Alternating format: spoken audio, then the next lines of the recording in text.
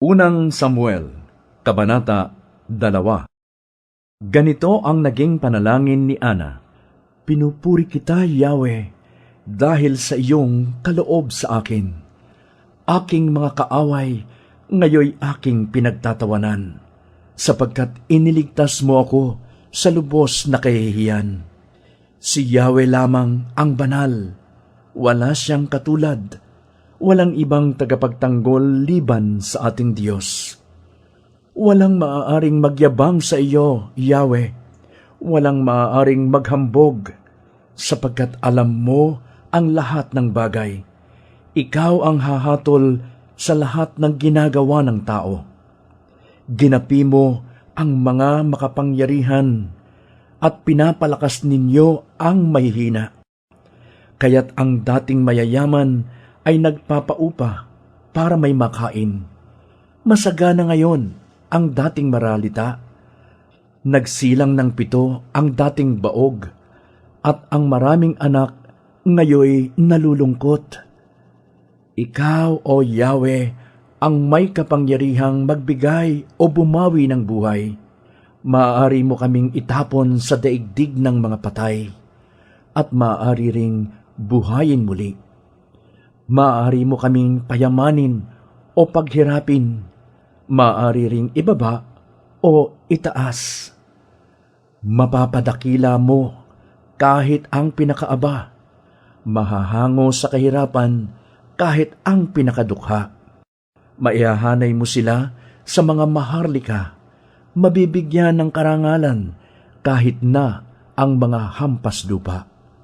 Hawak mo ang langit na nilikha, at sa iyo nasasalig ang lahat ng iyong gawa. Papatnubayan mo ang tapat sa iyo, ngunit ang masasama ay isasadlak sa karimlan. Walang sinumang magtatagumpay sa sariling lakas. Lahat ng lumalaban sa iyo ay manginginig sa takot kapag pinapadagundong mo ang mga kulog. Hahatulan mo ang buong daigdig at pagtatagumpayin ang hinirang mong hari. Si Elkana at ang buo niyang sambahayan ay umuwi sa Rama, ngunit iniwan nila si Samuel upang maglingkod kay Yahweh sa pangangasiwa ng paring si Eli. Ang 2 anak ni Eli ay parehong lapastangan at walang takot kay Yahweh. Wala rin silang galang sa regulasyon ng pagkapari. Tuwing may maghahandog, pinapapunta nila ang kanilang mga katulong habang pinapakuluan pa lang ang karne. May dala silang malaking tinidor na may 3 ngipin at itinutusok sa loob ng malaking kaldero o palayok. Lahat ng matusok o sumama sa tinidor ay itinuturing na nilang para sa pari. Ginagawa nila ito tuwing maghahandog sa Shilo ang mga Israelita. Hindi lamang iyon. Bago pa maihandog ang taba ng karne, nilalapitan na ng mga katulong ang mga naghahandog at sinasabi, "Hilaw na karne ang ibibigay ninyo sa pare. Hindi niya kukunin kapag luto na ang ibibigay ninyo. Hilaw ang gusto niya upang maiihaw niya ito." Kapag sinabi ng naghahandog na hintayin munang maialay ang taba bago sila kumuha hanggang gusto nila, ganito ang kanilang sinasabi, "Hindi maaari. Bigyan na ninyo kami. Kung hindi, aagawin namin yan sa inyo." Malaking pagkakasala ang ginagawa nilang ito sapagkat ito'y paglapastangan sa handog para kay Yahweh. Nagpatuloy ng paglilingkod kay Yahweh ang batang si Samuel na nooy nakasuot ng ephod. Taon-taon gumagawa ng balabal ang kanyang ina at ibinibigay ito sa kanya tuwing ang kanyang mga magulang ay naghahandog sa Shilo. Ang mag-asawang Elkana at Ana naman ay laging binabasbasan ni Eli. Sinasabi niya, "Pagpalain nawa kayo ni Yahweh. Naway bigyan pa niya kayo ng mga anak bilang kapalit ng inihandog ninyo sa kanya." Matapos mabasbasan, umuuwi na sila. Nagkatotoo ang sinabi sa kanila ni Eli. Si Anay pinagpala ni Yahweh At paglipas ng ilang taon, siya'y nanganak pa ng 3 lalaki at 2 babae. Samantala, lumaki naman si Samuel sa paglilingkod kay Yahweh. Matanda na noon si Eli. Umabot na sa kanyang kaalaman ang kasamaang ginagawa ng kanyang mga anak sa mga Israelita. Alam na rin niya ang pagsiping nila sa mga babaeng naglilingkod sa pintuan ng toldang tipanan. Kaya pinangaralan niya ang mga ito. Mga anak, nababalitaan ko ang kasamaang ginagawa ninyo sa mga tao. Bakit ninyo ginagawa yon? Tigilan na ninyo yan. Napakapangit ng usap-usapang kumakalat tungkol sa inyo. Kung ang isang tao ay magkasala sa kanyang kapwa, maaaring mamagitan sa kanila si Yahweh.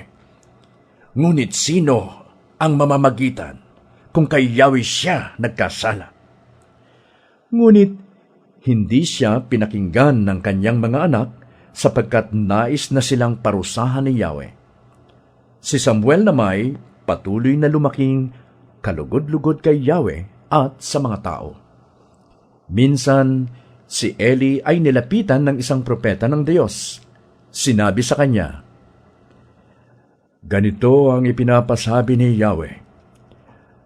Nangusap ako sa ninuno mong si Aaron nang sila'y alipin pa ng Faraon ang hari ng Ehipto. Sa mga lipi ni Israel ay siya ang pinili kong maging pari. Siya ang mga ngasiwa sa altar, magsusunog ng insenso, magsusuot ng linong ephod, at maglilingkod sa akin bilang kinatawan ng Israel.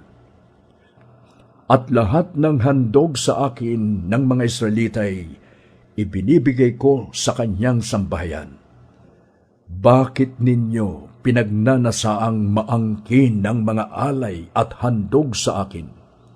Mas iginagalang mo pa yata ang iyong mga anak kaysa sa akin. Bakit mo sila pinababayaang magpasasa sa pinakapiling bahagi ng mga handog para sa akin? Ipinangako ko noon na tanging ang sambahayan mo lamang ang makakalapit sa akin habang panahon. Ngunit hindi na ngayon. Pararangalan ko ang nagpaparangal sa akin. Ngunit pababayaan ko ang nagtatakwil sa akin. Darating ang araw, napapatayin ko ang mga kabataan sa iyong sambahayan at sa iyong angkan. Paiikliin ko ang inyong buhay at maaga kayong mamamatay. Maghihirap kayo at di ninyo matitikman ang kasaganaang ibibigay ko sa Israel. Paiikliin ko nga ang inyong buhay. Hindi ko kayo aalising lahat sa paglilingkod sa altar, ngunit ang ititira ko'y daranas ng katakot-takot na paghihirap ng kalooban. Mamamatay sa tabak ang iyong buong pamilya. Bilang katunayan nito, sabay na mamamatay ang mga anak mong sina Hofni at Phinehas.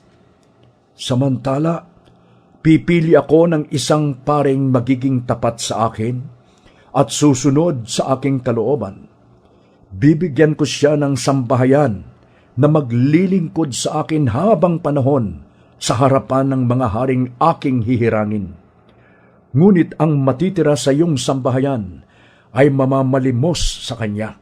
Magmamakaawa siyang gawing katulong ng pari para lamang mabuhay.